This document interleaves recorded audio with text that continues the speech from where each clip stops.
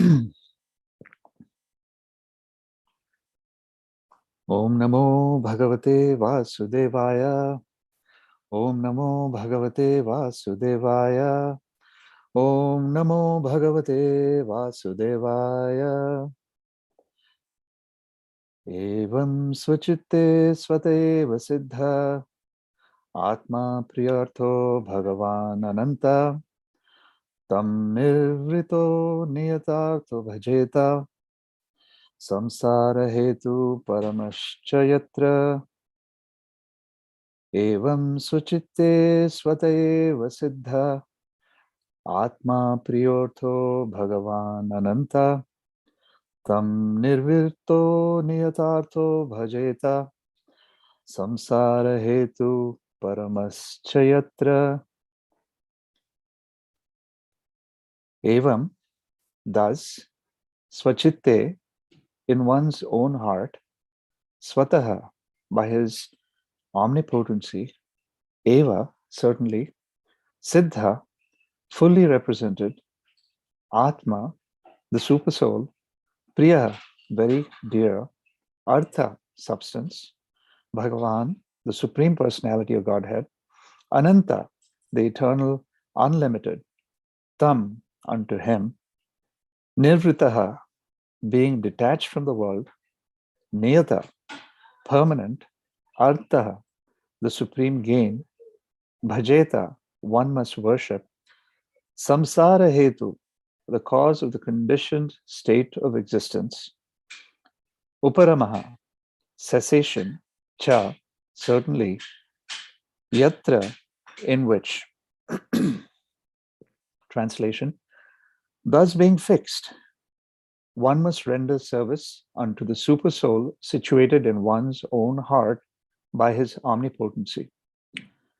Because he is the Almighty Personality of Godhead, eternal and unlimited, he is the ultimate goal of life. And by worshipping him, one can end the cause or the conditioned state of existence. Translation again, thus being fixed, one must render service unto the supersoul situated in one's own heart by his omnipotency.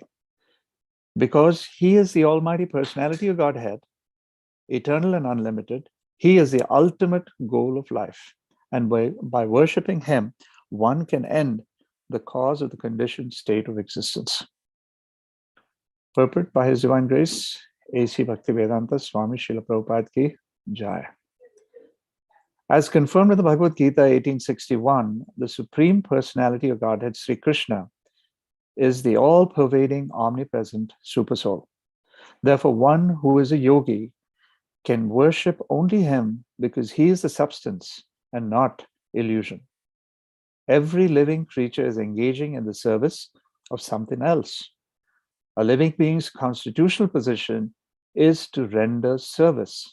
But in the atmosphere of Maya, or illusion, or the conditional state of existence, the conditioned soul seeks the service of illusion. The conditioned soul works in the service of his temporary body, bodily relatives like the wife and children, and the necessary paraphernalia for maintaining the body and bodily relations, such as the house, land, wealth, society, and country. But he does not know that all such renderings of service are totally illusory. As we've discussed many times before, this material world is itself an illusion, like a mirage in the desert. In the desert, there is an illusion of water, and the foolish animals become entrapped by such an illusion and run after water in the desert, although there is no water at all.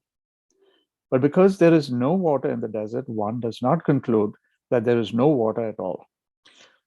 The intelligent person knows well that there is certainly water, and water in the seas and oceans, but such vast reservoirs of water are far, far, far away from the desert. One should therefore search for water in the vicinity of the seas and oceans and not in the desert. Every one of us is searching after real happiness in life, namely eternal life, eternal or unlimited knowledge, and unending blissful life. But foolish people who have no knowledge of the substance search after the reality of life in the illusion. This material body does not endure eternally. And everything in relation with this temporary body, such as the wife, children, society, and country, also changes along with the change of body. This is called samsara, or repetition of birth, death, old age, and disease. We would like to find a solution for all these problems of life, but we do not know the way. Herein, it is suggested that anyone who wants to make an end to these miseries of life, namely repetition of birth, death, disease, and old age, must take to this process of worshipping the Supreme Lord and not others, as it is also ultimately suggested in the Bhagavad Gita 1865. If we at all want to end the cause of our conditioned life, we must take to the worship of Lord Sri Krishna, who is present in everyone's heart by his natural affection for all living beings who are actually the parts and parcels of the Lord. Bhagavad Gita 1861. The baby in the lap of his mother is naturally attached to the mother, and the mother is attached to the child. But when the child grows up and becomes overwhelmed by circumstances, he gradually becomes detached from the mother, although the mother always expects some sort of service from the grown-up child and is equally affectionate toward her child, even though the child is forgetful. Similarly, because we are all part and parcel of the Lord is always affectionate to us, and he always tries to get us back home, back to Godhead. But we, the conditioned souls, do not care for him and run instead after the illusory bodily connections. We must therefore extricate ourselves from all illusory connections of the world and seek reunion with the Lord, trying to render service unto him because he is the ultimate truth. Actually, we are hankering after him as the child seeks the mother, and to search out the Supreme Personality of Godhead, we need not go anywhere else because the Lord is within our hearts. This does not suggest, however, that we should not go to the places of worship, namely the temples, churches, and mosques. Such holy places of worship are also occupied by the Lord because the Lord is omnipresent. For the common man, these holy places are centers of learning about the science of God. When the temples are devoid of activities, the people in general become uninterested in such places, and consequently, the mass of people gradually becomes godless. And a godless civilization is the result. Such a hellish civilization artificially increases the condition of life, and existence becomes intolerable for everyone. The foolish leaders of godless civilization try to devise various plans to bring about peace and prosperity in the godless world under patent trademark of materialism. And because such attempts are illusory only, the people elect incompetent, blind leaders, one after another, who are incapable of offering solutions. If we want at all to end this anomaly of godless civilization, we must follow the principles of revealed scriptures like the Srimad Bhagavatam, and follow the instruction of a person like Srila Sukadev Goswami, who has no attraction for material gain. Om Ajnanatimirandasya Gnananjana Shalakya Chakshurunmiritam Yena Tasmai Sri Guruve Namaha Shri Chaitanya Manobhishtam Stapitam Yena Bhutale Swayam Rupakadamayam Dadati Swapadantikam Vancha Kalpatarubhyascha Kripa Sindhubhyevacha Patitanam Pavanebhyo Vaishnavebhyo Namo Namaha.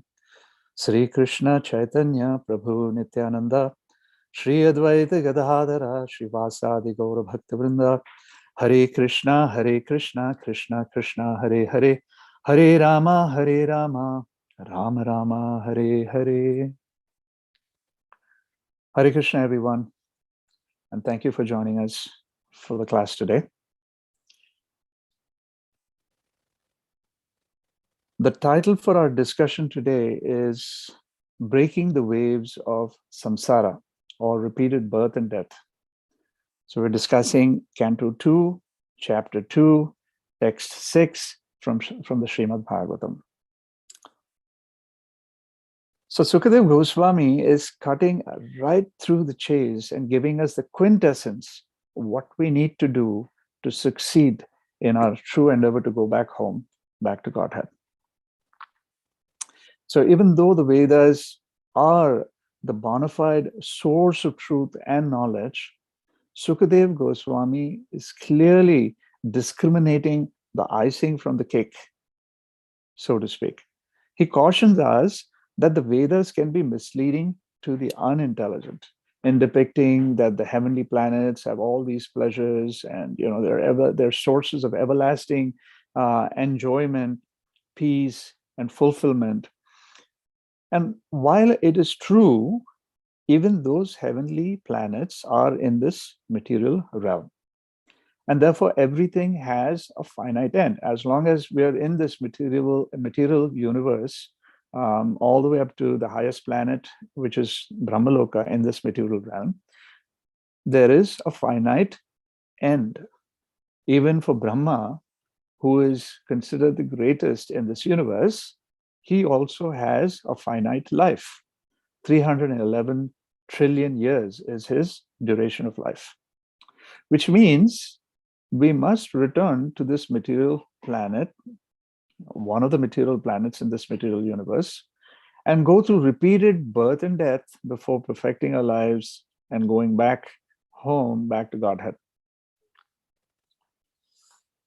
So strap your seatbelts, stay in full consciousness as we uncover the quintessence given by Sukadev Goswami. And oh, by the way, I must give you a heads up.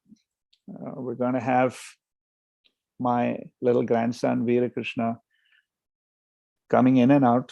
He's going to be drifting in and drifting out. He spent the night here and he's going to be spending the day here as well, at least a good part of the morning. So he's going to be coming in and he has his own agenda. He's going to make sure that, all of us are paying attention. So be aware. So with that, let's get started. Like I said, the title that I felt was most relevant here was, Breaking the Waves of Samsara, or Repeated Birth and Death. Now, anxieties we face every day, almost every time, during the day, between the days, and every single day are due to material things in life. Right? We can think of so many examples, from something as simple as where did I leave my glasses, or what do I tell my boss? Will I have a job, 2 weeks, 2 months, 2 years from now? What is my bank balance like, right? My wife has gone shopping and, oh, by the way, she's got my credit card. So, there are different kinds of anxieties that we go through, even within a given day, for that matter. But these are all, you realize that these are all self-imposed and are created by us and the choices that we make. Now, we've tried tackling these issues time and again for years and years and years, even starting from our first day in school. If you remember that particular moment when, that was the first day of our school, we were so excited. I'll tell you, I was so excited. I had my new uniform on and, I was, my father's army jeep pulled, into the bungalow. I jumped right into it. I had my own bag, and then, we went to the school. I was sitting with my big brother and my sister next to me, and they were in their uniforms, and I was so proud, man. I was going to school just like them. We reached the school, and my mother also decided to come that day, and so I was holding my mother's hand, and she walked me into the class, and there in the classroom, and I'm seeing, the children were sitting there, they were having fun, they were smiling, laughing, and I see this elderly person sitting there with big glasses, and she had the widest and the biggest and the happiest smile on her face. Everything looked hunky-dory, right? At that point in time, I was like, wow, top of the world. But then very soon, my mother and my father left my hand and said, okay, we'll see you in a little bit. And they started to walk away, and I'm looking, at them, and they're going away, and I can see them disappear into the distance there, by the door. And then I look up and I see this monstrous looking thing with big glasses, and I don't see the smile anymore, but I'm seeing strangers all around me. And it dawns on me that I'm going to be all alone in this classroom, right? In this hellish planet, so to speak. You can imagine the anxieties. And I'm sure, these are the kinds of anxieties, even starting from day one. And the point I'm trying to make is that, anxiety start at a very young age. In this material world, no one is bereft. And Maya is very, very, very, very generous when it comes to doling out anxiety, to each and every one of us. So, and we take it. And we take it. We're such suckers. We take all of this anxiety, wholeheartedly, saying, come, bring it on me, bring it on me, bring it on me, without even thinking about what the consequences are and what it actually really means. So even the richest of the rich, whether it is Bill Gates or Elon Musk, even the richest of the rich are fighting anxieties that are of a magnitude that is exponentially greater than what the average or Aam Aadmi faces, right? So, welcome to the definition of samsara, the ebb and flow of life that leads to repeated birth and death. Mrityu samsara vartamani. So it's one body after another, one body after another. Okay, so just park that anxiety in your garage for now. Let's look at another relevant dimension. Okay, Jivera Swarupahaya Nitya Krishna Dasa, right? That's our constitutional position. And what is that? To serve the Lord, right? Swarupena Vyavasthiti, right? That is our constitutional position, which is our position to serve the Lord. And just like the intrinsic property of sugar is to be sweet, and that of salt is to be salty, and chili powder, if you were to taste it, that's hot, right? Chili hot. Take another example. Take a modern day blender. What does it do? It blends. You put stuff into it, you put some ingredients, and you hit the button, and there you go. It blends it. Now, if you take this blender to, let's say, the moon, what happens? Or if you take the blender to a planet Mars, for instance, what do you think happens? It'll still blend. It's a blender, right? Not meant to be a trick question. I'm sorry. But basically, a blender is a blender is a blender, right? So we all have our constitutional position. In our case, our constitutional position is to serve the Lord. Unfortunately, we are trying to serve and serve, but we're serving the wrong entities. Some serve their boss at work, some serve the politicians, some serve their country, some serve their families, making it their goal in life. I mean, and the sad part is that no matter how hard we endeavor and how much we endeavor to serve this material world, there is never complete satisfaction, either for us or for them. Right? So if you still don't get it, check with your spouse and you'll get a earful for sure. So no matter how high you jump, it's never high enough, right?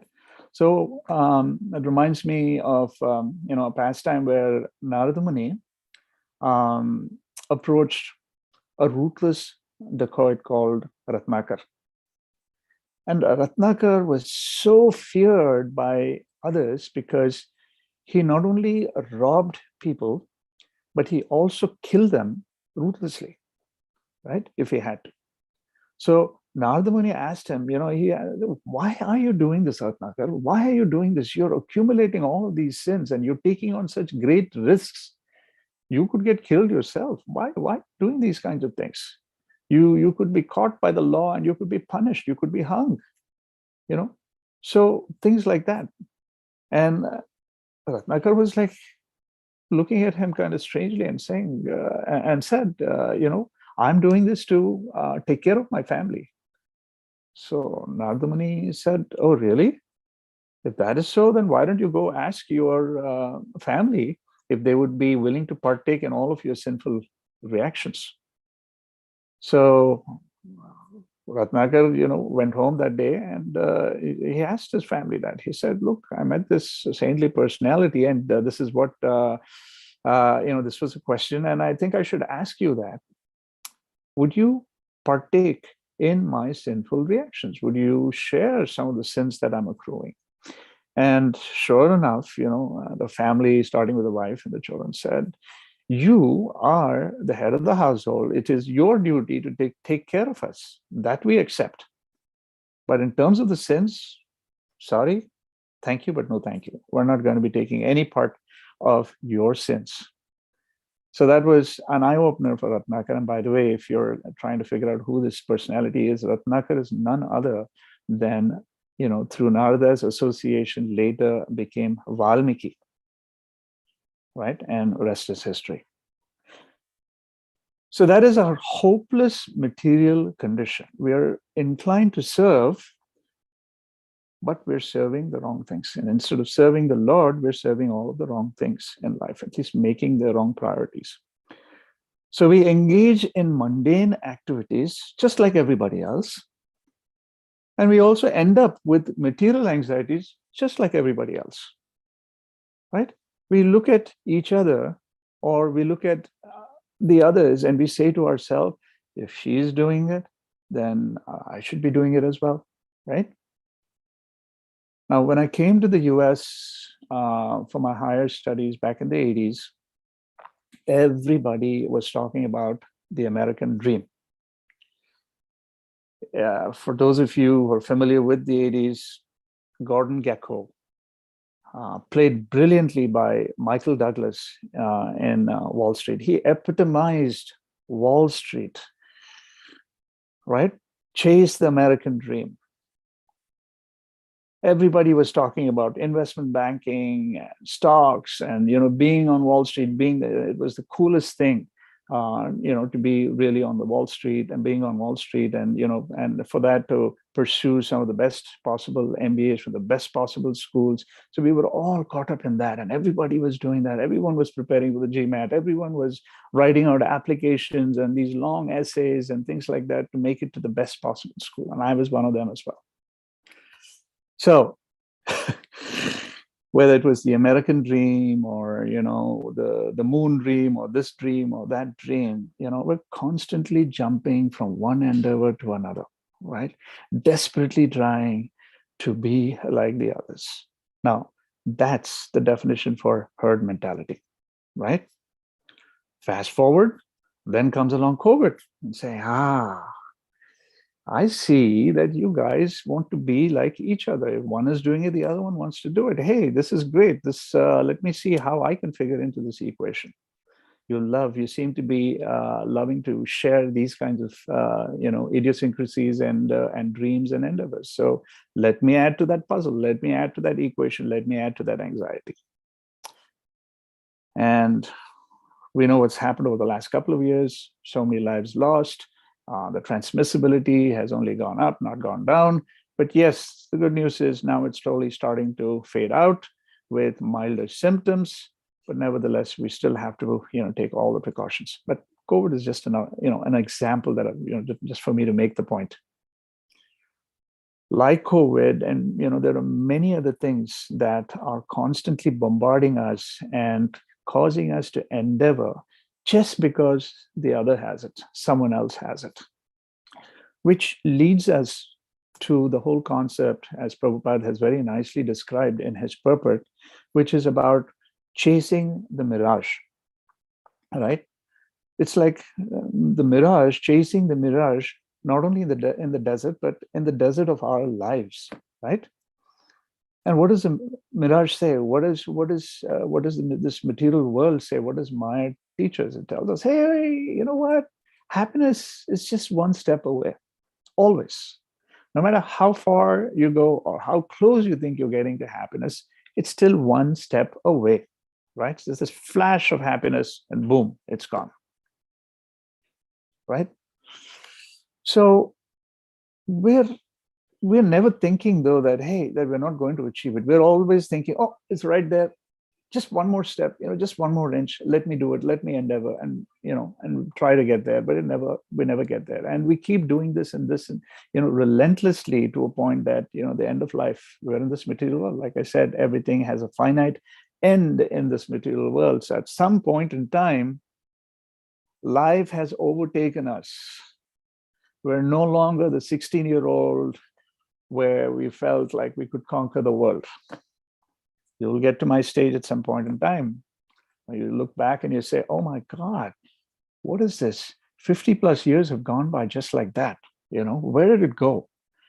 And I've been so caught up in this whole rat race that I don't, where's everything? My life is gone.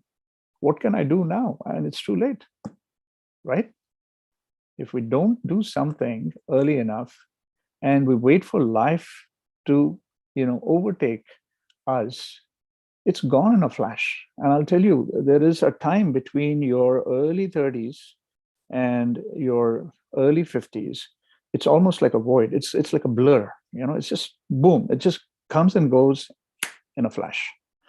Up until then, you're having a good time and you think life is great. And then boom, the mid-30s, the 40s, and then the 50s start, and man, everything, the whole perspective to life changes. I don't mean to paint a dreary, situation. It doesn't have to be like that for everyone. But what I'm telling you is, for the vast majority of us, life can be pretty cruel, and life is never fair. And when you look back and you think of all the endeavors that you've put yourself through, you put your family through, you realize, I could have done away with maybe even 80 to 90% of them, and I would have still been much, much, much happier, right?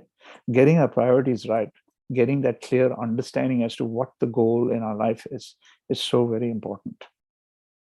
Right? Maybe your video is actually gone, cut, Prabhu. I think maybe you can screen is maybe a little tilted forward if you're using laptop. Can you see me? Yes, Prabhu.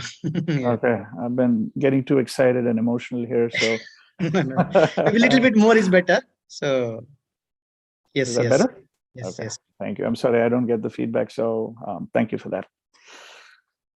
So yeah, and along the way we realized that we've been slapped left, right, and center, right? I mean, we've become miserable and disillusioned in life after a certain point of time. From a material perspective, we may have accomplished so many different things, but still never good enough.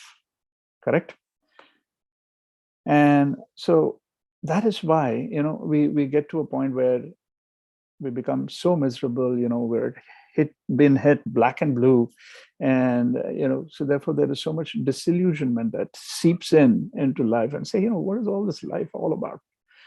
And all of a sudden there's vairagya that's coming in. That's, you feel, you get this virakti, and you get this vairagya, you get, this disillusionment, this like indifference towards life. Yeah, okay, it happens, no big deal, man. Okay, someone's, going on a flight to Tuscany, Italy for a holiday. Okay, so what?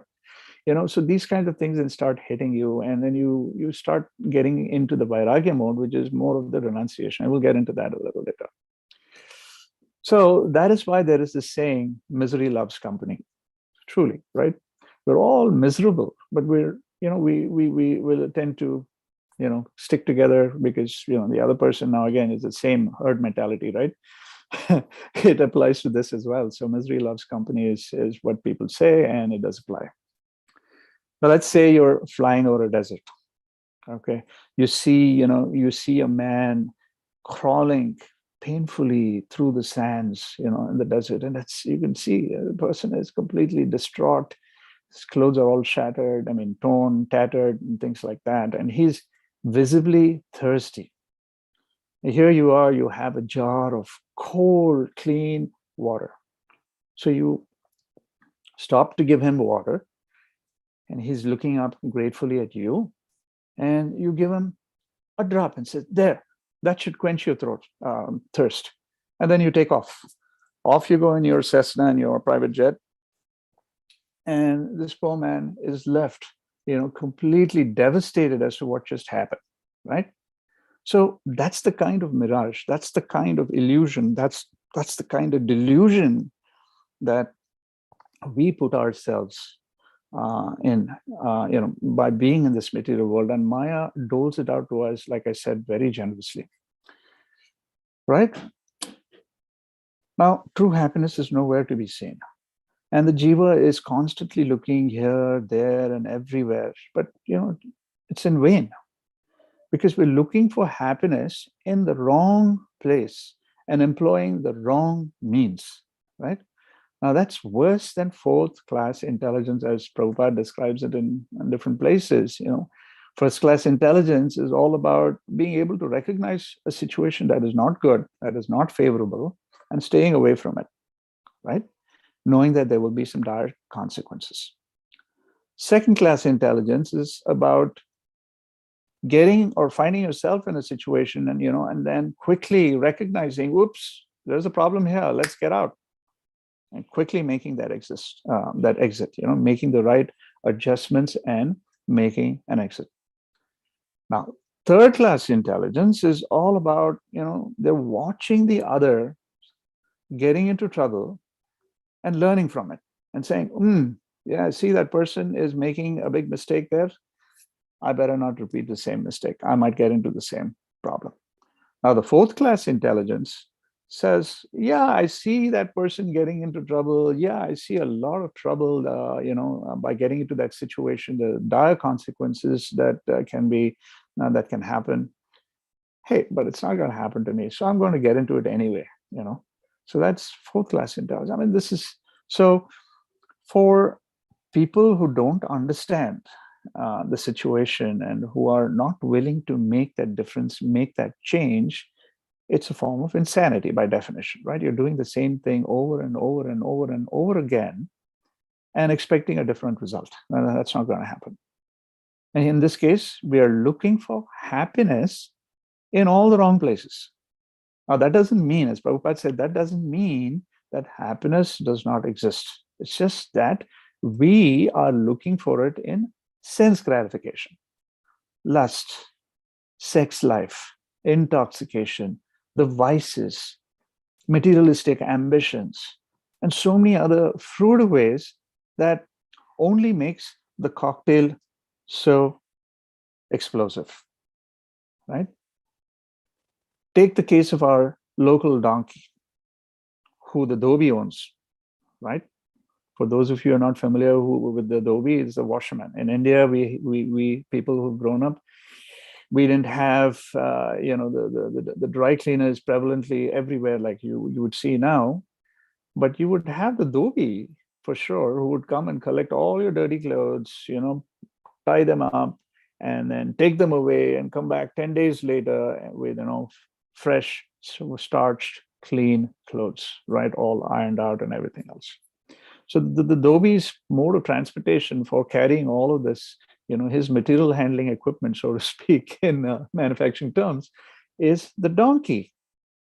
And this poor donkey is carrying, the dhobi's load day after day after day after day, right? And these are heavy, heavy loads, right? But all it's trying to do is get, a mouthful of grass at the end of the day. And that's what it gets. The dhobi gives us some dry grass or dry hay and says, here, this is your quota for today. And the stupid donkey is happy with that. It chews on it, goes to sleep. And then the next morning, the dhobi comes, kicks the donkey in the back and back to work. If only the donkey would realize, hey, I don't have to do all of this stuff. There is grass everywhere. I get fresh grass and I can eat as much as I want. I don't have to depend on the dhobi, right?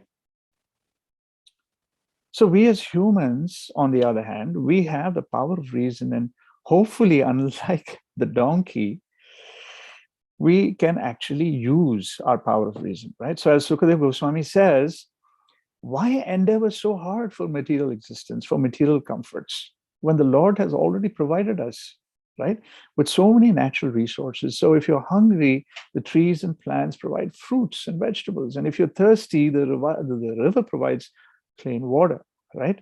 Drink as much as you like, right? And if you're sleepy, sleep on a bed of grass.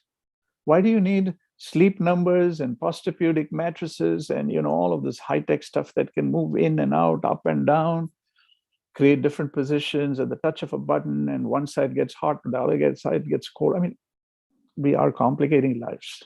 We are complicating lives.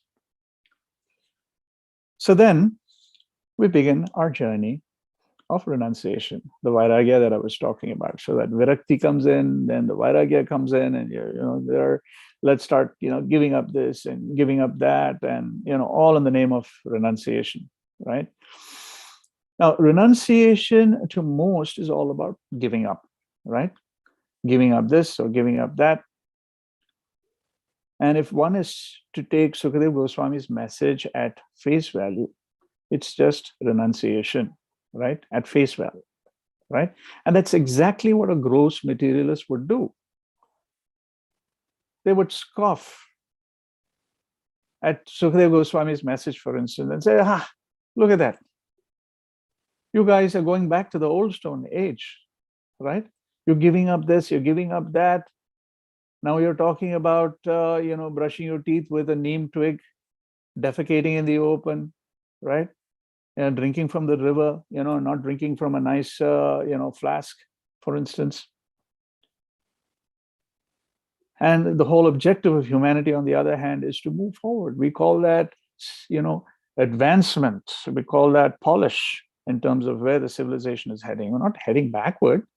By doing all of these, renouncing all of these things, what are you doing? You're going back to the old stone age.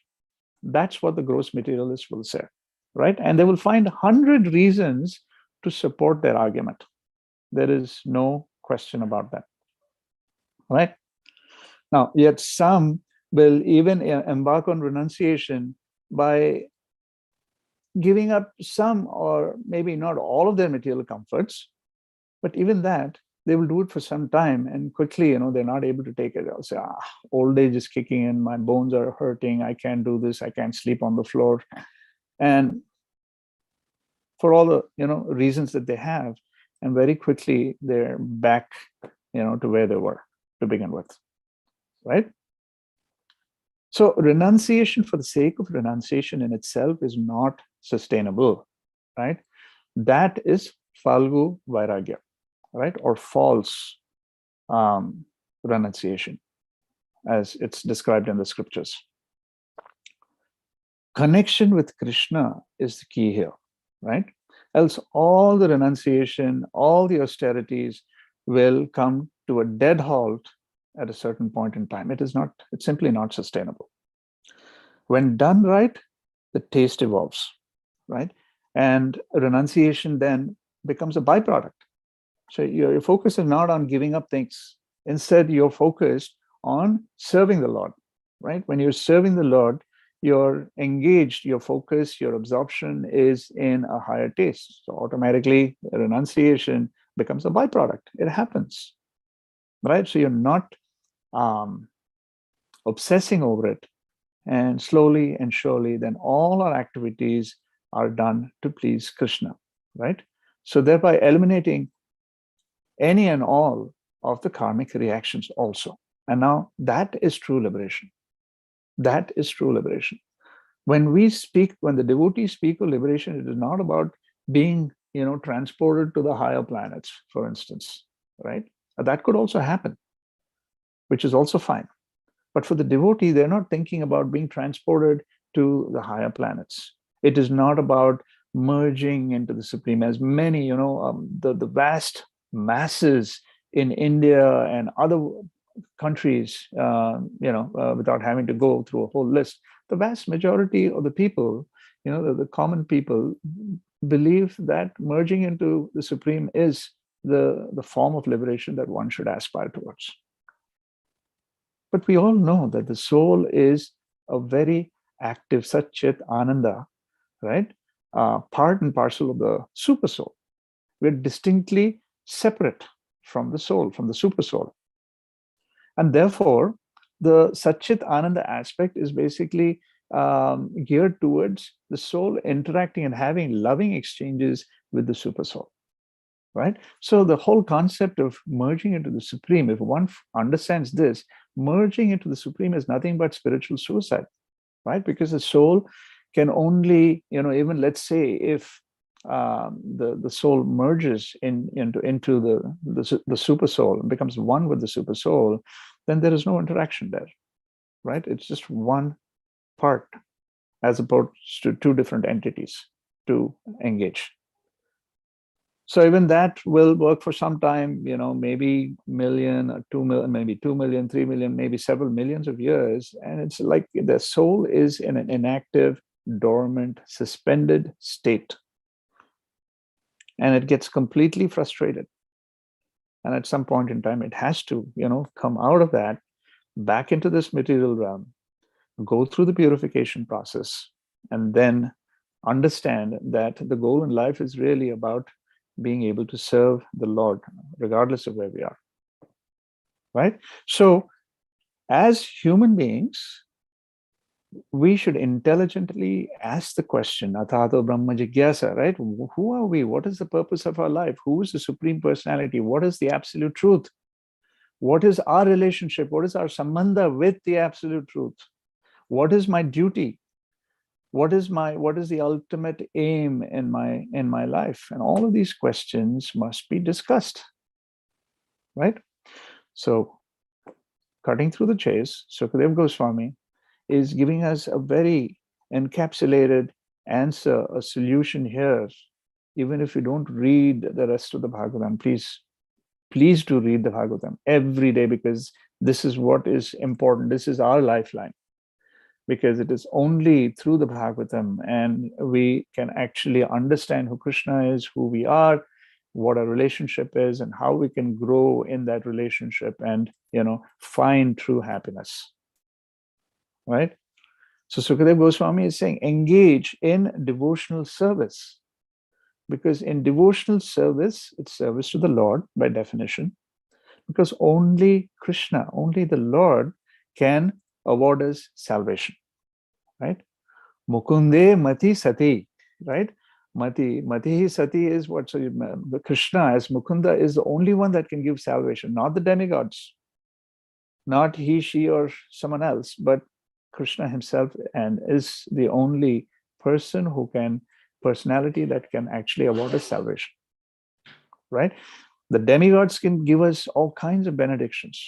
Again, they're all on the material plane, right? You can have more wealth, more beauty, more power, all of those various things, better health, a bigger house, all kinds of material comforts. But even Brahma is not able to award life, right? Salvation is not possible.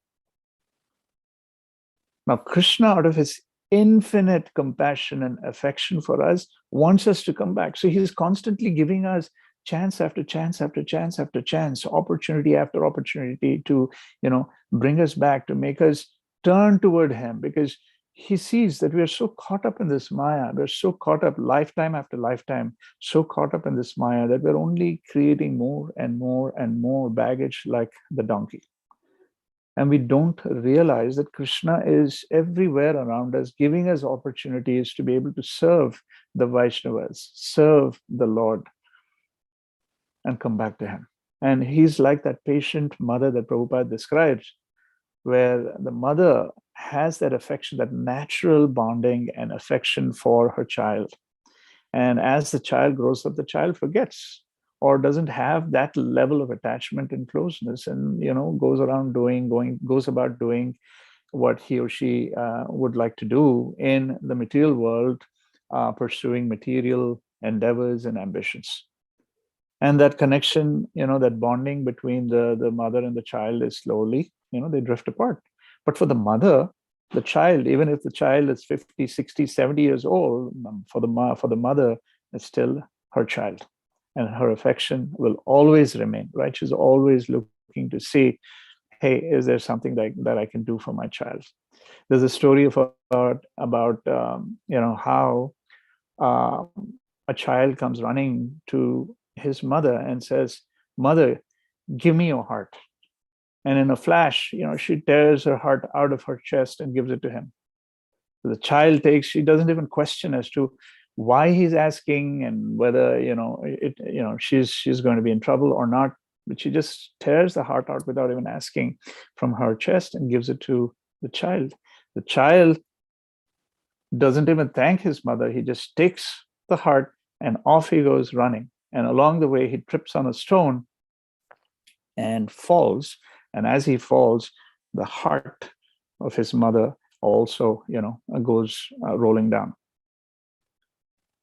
The mother is watching this, and she, comes running to him. And her first question, she says, "Child, are you okay? I hope you're not hurt." She's not worried about her heart dropping from her child's hands and, getting messed up in the dirt. That's obviously, this is a story to illustrate a point, that a mother's heart is such. And you can imagine, if the mother's heart is like that, you can imagine our eternal parent, Krishna, who is our eternal father, eternal mother, is our eternal parent. How much compassion and how much affection Krishna must have for us. And we've been so lost in our own lives that we don't even recognize, we don't even stop to think for a minute or a moment, the love that we are actually being given, and we don't even reciprocate, to the slightest degree. So we need to put our thinking hats on. We need to open our hearts. And that's what Canto 2 is all about, getting into, breaking out of these iron-caged hearts that we've developed over the millions of lifetimes. And Kali Yuga, which is creating more and more and more layers of iron on this cage within which our heart resides. So we finally, there will be a point when we don't even recognize the heart anymore. All we're going to see is an iron cage. That's it. And we're going to behave like that iron cage. Cold, insensitive, cruel, right? Hard, right? Things like that. Just taking on the qualities of the iron cage. Canto 2 is all about devotional service, opening up our hearts, softening our hearts, transforming our hearts through devotional service. So let's instead be grateful, for the invaluable gifts that are given to us. Srila Prabhupada and, our disciplic succession have been giving us so much and have given us so much. And we continue to receive these wonderful gifts, the gifts of Srimad Bhagavatam, the association of the devotees, no matter which part of the world you live in. So we should be a little more thoughtful, a little more sensitive, and a lot more grateful in terms of the gifts that we are receiving and doing something about it. And mind you, all of this we're receiving is without a price tag, right? In Kali Yuga, everything has a price tag to it. In fact, talking about mirages and water and stuff like that, hey, we have to pay for water, right? When you buy a bottle of water, when you go to get a bottle of water, you have to pay for it. So it comes with a price tag, even water. That is where we are today in Kali Yuga, right? Whereas the gifts that we're receiving from our preceptors, from Srila Prabhupada and his disciples and the wonderful devotees around the world, there's so much that we are getting from them, and there is no price tag. There's no price tag. Maybe that's one of the reasons why we don't value it as much, because it's coming for free, right? This crazy karmic mentality that we have, demoniac mentality that we have in Kali Yuga, right? So let's break out of that and focus on the right things, get our priorities right, and recognize that we have only so much time, because time can happen, life can be taken away from us at any given moment. Just yesterday, I heard about a tragic story, that an Indian family, the parents live here, they have a local business, and the son lives in Texas, and he was recently married, 2 or 3 years into their marriage, and they're about to have, start a family. So the son decided to sell his sports car, and he was driving his sports car in to, trade it in so that he could get, an SUV or something like that, so that they could, get it ready for starting their family. And, he decides, hey, this is my last drive in the sports car, so let me step on it. And he stepped on it. He was going over 120 miles an hour and rammed straight into a tree. And the impact was so bad and so massive that the car just burst into flames, and not just burst into flames, that the fire spread to the house, where the tree was. And the house also got caught on fire. And needless to say, this individual lost his life just like that. Everything was going well in his life. He was married. He was happy. He and his wife were about to start a family together. Parents were so proud of him. He was doing well in life. And look, so life can be snatched just like that. So we need to be cognizant of that. We need to be very sensitive to that. And it's very real. And like I said, life is never fair. So don't expect fairness from life. Instead, rely on the shelter that is being given to us, and starting with, hearing from the Srimad Bhagavatam, being in the association of devotees, sticking to your chanting as religiously and attentively as possible every single day. That is what's going to get us through, not only now, but also at the time of our death. Okay. So with that, let me stop here. And I've said a lot. Let's see if we have some discussion, and we have a few minutes. If there are any questions, comments, we can discuss together. Hare Krishna.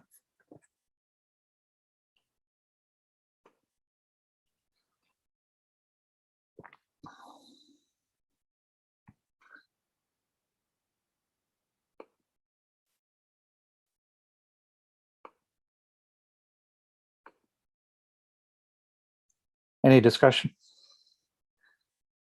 I know I stated the obvious, but like Prabhupada has said, and a lot of his disciples say, even today, there is a reason as to why things are said over and over again, not because people don't get it, but it is more so to reinforce what we know and what we're learning, what we've been given. So hopefully this reinforcement will continue, and hopefully this reinforcement didn't put you to sleep. My grandson didn't have to come in, luckily, to make sure that you're all paying attention and you're awake. So thanks for that. Yes. Any questions, comments? Danut Pranam, Prabhuji. Hare Krishna. All glories to Srila Prabhupada, all glories to Guru and Gauranga. Jai. Thank you for the reality show in your class. Thank you, Prabhu. So I was thinking, the first part of the program, the lecture you said about the anxiety.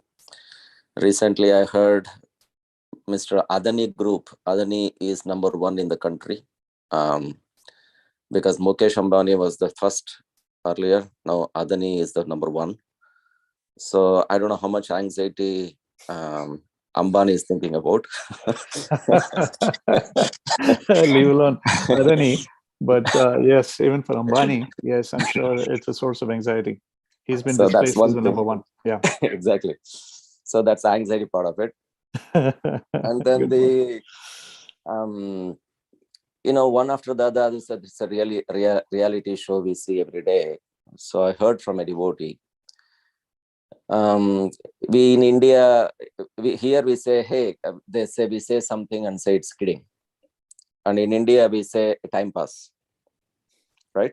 Mm-hmm. So it was really a good thing to understand that we are time pass every day. We are keeping, we will say we'll do it in a good way, bad way, and they'll say we are kidding. So that's how our life goes in the whole time. And even at the time of death, people say, I'm talking about the life means they're thinking about the life insurance again, right? So one after the other comes in, and it's a time pass. And then devotee was telling, instead of time pass here, just hear the past time of Krishna, and all your unnecessary time pass will go away. You'll go back to Godhead. Wonderful. That's so true. So that was the reality show. I thought maybe this is to summarize on what is said. Just instead of being here, passing time unnecessarily, hear the pastime of Krishna, in that way we'll be purified. Yeah. That's my thought process. Maybe we should change the title of today's discussion from time pass to pastimes. Hare Krishna. Hare Krishna. Thank you, Balaram Prasad Prabhu. There's always a sense of humor and a touch of reality in everything that you say. Thank you.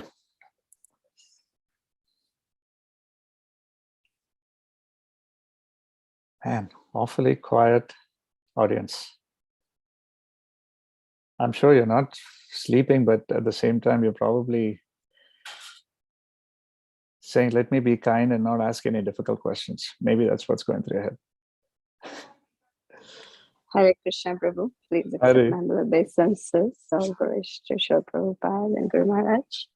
Hare Thank Krishna, you Hare. for such a, just how Balaram Prasad Prabhu said, such a reality check early in the morning on Sunday to wake up. And you know how we say, wake up and smell the coffee. So yeah, thank you. You know, just I could totally relate with the one point that you said, that how we're like just like a donkey, you know, just keep on going and going, just searching for this happiness in this place, and it's nowhere to be found. And yet it's right in front of us and we don't see it, like how donkey doesn't see the grass. And another point about how our life is just going in a flash, right? Like this, that, and you know, I'm in that age group as you're describing, this 30s and 40s. So I'm like, oh, you know, I mean, it's really true. I say it like how sometimes, you know, in the old VCRs, you can press that fast forward button and how like everything will be moving so fast. Some days I do feel like literally we're on this fast forward mode in our lives. So just to sit back and contemplate for all the things that you know brought about is a reminder. Yeah, you know, just like you said, things are repeated. It's for our own good, because we do forget in this, you know, run around that we do every day. One question from all of this, towards the end, you said that, you know, we should have this reciprocation with the Lord when we come to understand. So I was just wondering if you can elaborate, what does, you know, this reciprocation look like for us in our day-to-day lives? Because, you know, to think about Krishna constantly, right? Like to have that pure consciousness, okay, you know, we don't have it, but we still want to reciprocate because we are part and parcel of him. We are meant to serve him. So what does, you know, if you can elaborate on that point, what does this reciprocation look like in day-to-day lives? First of all, thank you. Thank you for sharing your feedback, Mataji. Thank you so much. I don't want to get emotional, but, you know, reciprocation, I mean, it's a fabulous question that you asked. We should all contemplate. It's a very serious, very valid question that we should all contemplate. You know, we often see the easy button in front of us, right? The big red button with easy written on it. But we should really be looking at the pause button, right? We should really be hitting that pause button every now and then. And there's nothing wrong in doing that, right? We're not insulting our intelligence. We're not insulting our capabilities, but rather we are being very introspective in terms of where we are at that particular moment.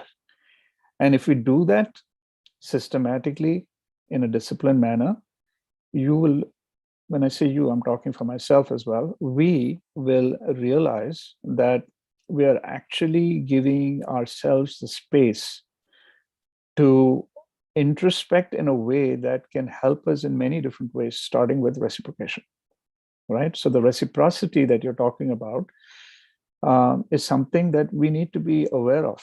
We don't even think along those lines at all, right? Because we're getting these gifts and they're coming to us free. Like I said, there's no price tag. So, and it's just, we're just being showered with so much that we don't even, you know, we take it for granted. After a while, you know, yes, morning, my alarm is going to go off, Miraj's classes are happening. During the day, you know, I'm getting all of this association, I'm getting this, I'm getting that. Evening, again, you know, there is the alarm goes off and Maharaj's class is happening again. And here and he's talking about this topic, that topic. He's bringing from all over the place. And I'm just giving an example, right? For each and every one of us, it may be slightly different, but in essence, these are all the gifts that we get. Now, how are we reciprocating? Now, if you look at it, you can look at it at different levels. Let's start with Krishna, right? Krishna doesn't need anything from us, right? He is fully satisfied in himself. And he is completely detached. But at the same time, he has this infinite compassion for us, right? Now, what does that mean, though, right? So how can we pay?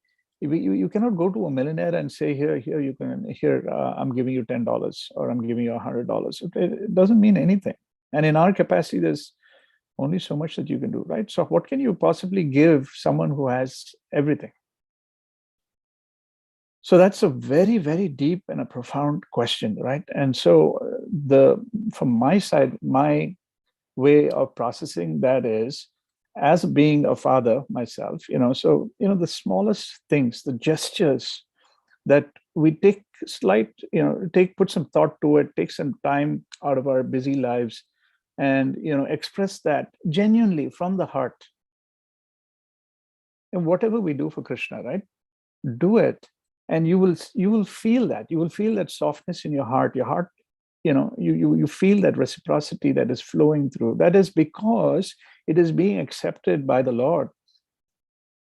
To the extent that we are opening up our hearts, right? And how we do it. Even the thought counts. You're going out of the way to do even the smallest of things, whether it is just turning on the light or lighting a lamp or lighting an agarbatti, whatever it is, right? Even the slightest, smallest thought and saying, Krishna, I thank you for what you're giving me. I don't need anything. Just give me your shelter. Let me be in your shelter. Let me serve you. I mean, even that slightest thought, but with the ultimate genuineness that we should have, is in itself the greatest reciprocity that I can think of.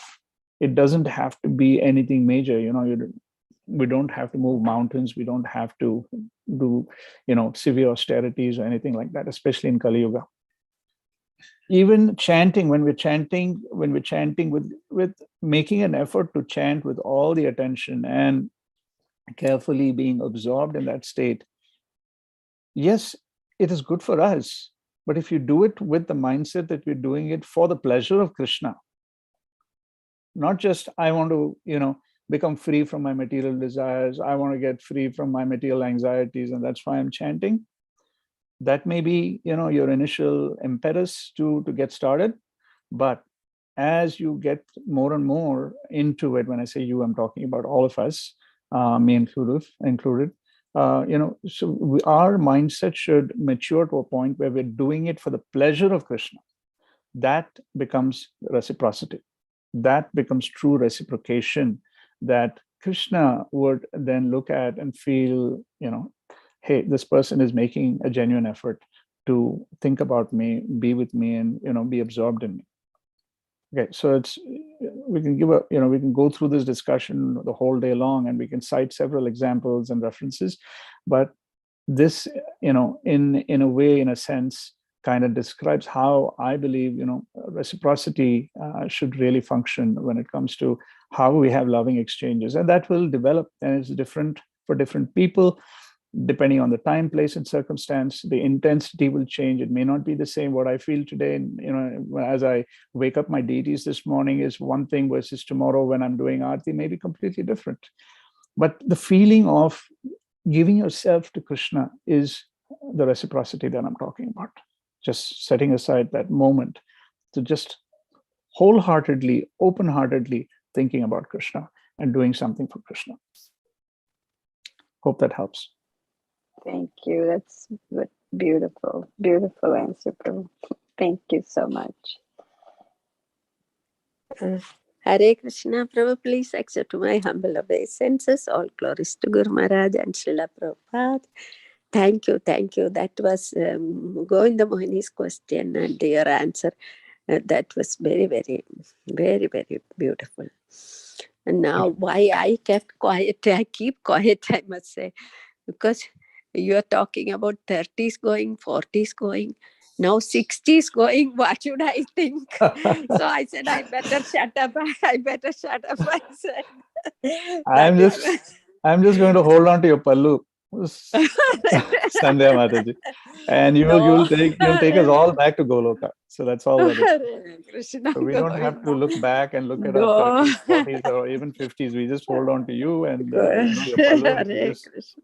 expertly My navigate and take us back to Goloka. That's I basically what we got to do. have nothing to reciprocate for all of your love and well wishes towards me.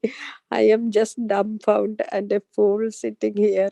Hare Krishna. If we can Thank all, you. if I can develop a simple and an open heart like yours, Hare I would think Krishna. my life's accomplishment is in place. Govinda Hare. Hare Krishna. Thank you so much, Prabhu. It was very nice class. Okay. Thank you so much. Thank you, Mataji. Hare Hare Krishna Prabhu. Sorry to talk again. How, as you said, how simplicity works. This is a personification. The personification or manifestation we can see in Sandhya Mataji.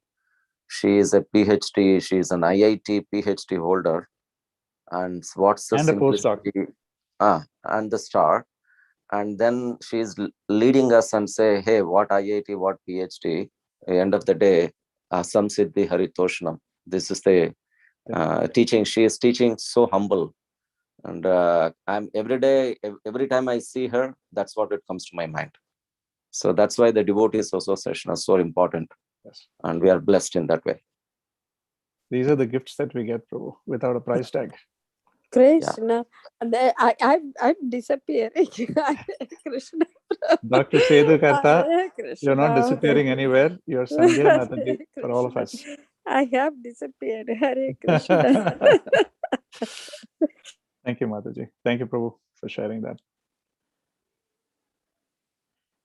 Anything else? I know we're 7 minutes over. I don't want to keep everyone back on a Sunday, but that also means that don't let those anxieties of a Sunday come back with the week about to begin.